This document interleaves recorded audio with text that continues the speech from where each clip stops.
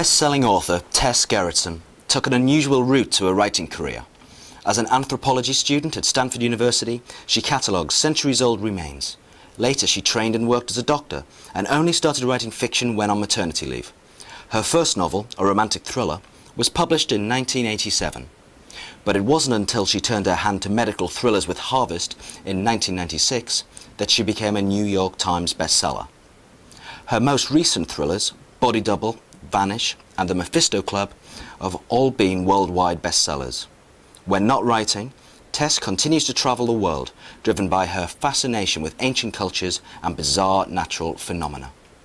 How much do you identify with your main characters, Dr. Maura Isles and Detective Jane Rizzoli?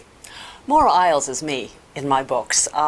She is very much like me in a lot of ways, both in our medical training and in the kind of personality she is. I think of her as being very logical, fairly introspective, and not particularly outgoing.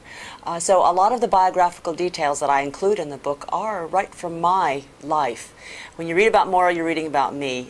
Jane is the complete opposite. I certainly don't have the boldness or the forthrightness that Jane Rizzoli has. Do you draw on your own experiences when researching and writing your novels?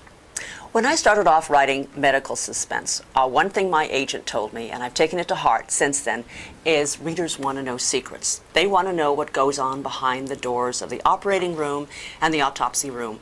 And since I am a doctor, I can introduce those secrets. So I try very hard to be a translator in medical matters.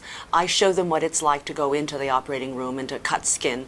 I tell them what blood smells like. I tell them what doctors are thinking as the blood is pouring out of the abdomen.